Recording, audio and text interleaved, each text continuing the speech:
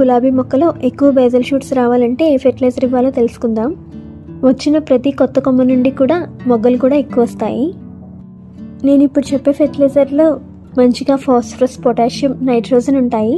ఈ 3 మొక్కకు అందితే బేజల్ షూట్స్ బాగా వస్తాయి. ఇవే కాకుండా మెగ్నీషియం, సల్ఫర్ మొక్కకు అందిస్తే ఎక్కువ పువ్వులు పూస్తాయి. ఇవి నిమ్మకాయ తొక్కలండి. సమ్మర్లో ఎక్కువ మనం ఇంట్లో లెమన్ వాటర్ తాగుతాం కదా, ఆ తొక్కలు పడేయకుండా తీసుకోండి. ఇందులో phosphorus, potassium, calcium, nitrogen, magnesium, sulphur ఇవన్నీ పోషకాలు ఈ నిమ్మకాయ తొక్కల్లో ఉంటాయండి. వీటితో ఫెర్టిలైజర్ చేసి ఇస్తే బేజల్ షూట్స్ ఎక్కువ వస్తాయి, పువ్వులు బాగా పూస్తుంది. ఒక 3 నిమ్మకాయ తొక్కలను తీసుకున్నాను.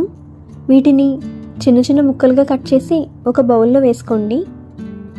ఇందులో 1/2 లీటర్ వాటర్ వేయండి. ఈ వాటర్ని మీరు 24 గంటల పాటు ఇలానే ఉంచేయాలి. 24 గంటల తర్వాత ఫిల్టర్ చేసి వాటర్ తీసుకోండి. ఈ ఫెర్టిలైజర్ని డైల్యూట్ చేసి అప్పుడు గులాబీ మొక్కలకి ఇవ్వాలి. 1:3 రేషియోలో డైల్యూట్ చేయండి. 1 వంతు ఫెర్టిలైజర్కి 3 వంతులు నార్మల్ వాటర్ కలపాలి. ఈ నిమ్మకాయ చెక్కలతో చేసిన ఫెర్టిలైజర్ ఎప్పుడు డైల్యూట్ చేయకుండా మొక్కలకు అస్సలు ఇవ్వకండి.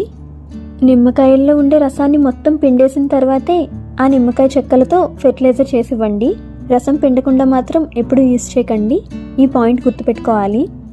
ఈ ఫెర్టిలైజర్ మీరు 15 రోజులకు ఒకసారి ఇచ్చారంటే గులాబీ మొక్కలో బేజల్ షూట్స్ ఎక్కువ వస్తాయి. అలాగే ప్రతి కొమ్మ చివర మొగ్గలు కూడా ఎక్కువ వస్తాయి.